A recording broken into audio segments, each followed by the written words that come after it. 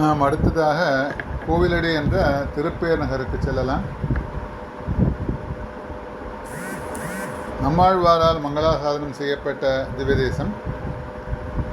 பேரே உரைகின்ற பிரான் என்று வந்து பேரேன் என்று நெஞ்சு நிறைய புகுந்தான் காரேழ் கடலேழ் மலைகேழ் உலகுண்டம் ஆறாவயிற்றானே அடங்கப் பிடித்தேனே என்று நம்மாழ்வாரால் மங்களாசாசனம் செய்யப்பட்ட திவ்யதேசம் திருச்சியிலிருந்து 15 மைல் தொலைவில் உள்ளது.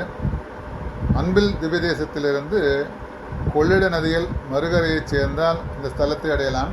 இது கிராஸ் பண்ணி போகலாம். அங்கே பூதலூர் ரயில் ஸ்டேஷன்னு அந்த திருச்சியிலேருந்து தஞ்சாவூர் போகிற மார்க்கத்தில் பூதலூருங்கிற ரயில்வே ஸ்டேஷன் இருக்கும். அந்த ரயில்வே நிலையத்திலிருந்து சுமார் 8 கிலோமீட்டர் தூரத்தில் கல்லணையிலிருந்து 4 மைல் தூரத்திலும் உள்ளது. திருப்பேர் நகர் என்றால் யாருக்கும் தெரியாது. கோவிலடி என்று சொன்னாலே எல்லோருக்கும் புரியும். இயற்கையில் அரவணைப்பில் மிகவும் ரம்யமான சூழ்நிலையில் அமைந்துள்ள திவ்யதேசம் இந்த திவ்யதேசமாகும். இந்த திவ்யதேசத்தை பற்றி புராணங்கள் என்ன கூறுகிறது பார்க்கலாம். இந்த ஸ்தலம் பற்றி பிரம்மாண்டு புராணத்தில் சொல்லப்படுகிறது. புராணம் இதனை பலசவன க்ஷேத்திரம் என்று சொல்லுகிறது. தமிழில் புரசங்காடு என்பதை வடமொழியில் பலசவனம் என்று எடுத்தாண்டு சொல்கின்றார்கள். இந்த இடத்தில் புரசஞ்செடிகள் இன்றும் அளவு கடந்து மல்கி கிளைத்து சூழ்ந்து வளர்ந்தோங்கிய காட்சியை காணலாம்.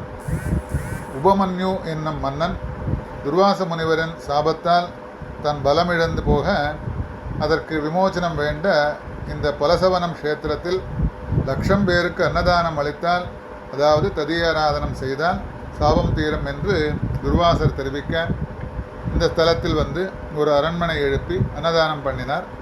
நீண்ட காலமாக அன்னதானம் தொடர்ந்து நடந்து வருகையில் ஒரு நாள் சீமன் நாராயணன் கிழப்பிராமணனாக வேடம் கொண்டு இங்கு வந்து அன்னம் கேட்க அவருக்கும் பரிமாறப்பட்டது. சீமன் நாராயணன் அன்றைய தினம் தயாரிக்கப்பட்ட உணவு முழுவதையும் உண்டு தீர்க்க இதென்ன காரியம் என்று வியந்த மன்னன் இன்னும் என்ன வேண்டும் என்று கேட்க எனக்கு ஒரு குடம் அப்பம் வேண்டும் என்று பெருமாள் கேட்டாராம். அதை செய்து கொண்டு வரப்பட்டது. அந்த அப்பக்குடத்தை பெருமாள் வாங்கியவுடன் உபமன்யு சாபம் தீர்ந்ததென வரலாறு சொல்கிறது. இதனால் இந்த எம்பெருமானுக்கு அப்பக்குடத்தான் என்றும் பெயரும் உண்டாயிற்று. இந்த எம்பெருமானின் வலது கை ஒரு அப்பக்குடத்தை அணைத்த வண்ணம் உள்ளது. மூலவர் அப்பக்குடத்தான், அப்பால ரங்கநாதன் புஜங்கசேனம், தாயார் இந்திரா தேவி கமலவல்லி, தீர்த்தம் இந்திர தீர்த்தம், விமானம் இந்திர விமானம், காட்சி கண்டவர்கள் உபமன்யு பராசரன். சிறப்புகள்: இந்த ஸ்தலத்தில் மிகவும் தொன்மை வாய்ந்ததென்றும் ஸ்ரீரங்கத்திற்கு முன்னதாக ஏற்பட்டதென்றும் அதனால் தான் கோயிலடி, அதாவது ஸ்ரீரங்கம் கோவிலுக்கு ஆதியாக அடியெடுத்து கொடுத்த ஸ்தலம் என்பதால் கோவில் அடி, கோவில்ங்கிறது ஸ்ரீரங்கத்தை குறிக்கும், கோவிலடி என பெயர் பெற்றதாக கர்ண பரம்பரை. பஞ்சரங்கம் என்று சொல்லக்கூடிய 5 அரங்கங்களில் இதுவும் ஒன்று. பஞ்சரங்கங்கள் என்னென்ன? ஆதிரங்கம் வந்து ஸ்ரீரங்கப்பட்டினம், அதாவது மைசூர். அப்பால ரங்கம் வந்து திருப்பேர் நகர், அதாவது கோவிலடி. மத்திய ரங்கம் ஸ்ரீரங்கம். சதுர்த்த ரங்கம் வந்து கும்பகோணம். பஞ்சரங்கம் வந்து இந்தளூர், அதாவது மாயவரம். இந்த பஞ்சரங்கத்தை பற்றி குறிப்பிடும்போது ஸ்ரீரங்கத்தை மத்திய ரங்கம் என்று சொல்வதால் 5இல் மத்தியமான 3வது இடத்தை ஸ்ரீரங்கம் பெற்றது. எனவே அப்பால ரங்கன் ஸ்ரீரங்கத்தை விட முன்னானது என்பதும் கருத்து. நம்மாழ்வார், திருமழிசை ஆழ்வார், திருமங்கை ஆழ்வார், பெரியாழ்வார் ஆகிய 4 ஆழ்வார்களால் 33 பாசுரங்களால் மங்களாசாசனம் செய்யப்பட்ட திவ்யதேசம். நம்மாழ்வார் இந்த எம்பெருமானை பாடிவிட்டு தான் மோட்சத்திற்கு சென்றார். நம்மாழ்வாரால் கடைசியாக மங்களாசாசனம் செய்யப்பட்ட திவ்யதேசம் இந்த திவ்யதேசம்.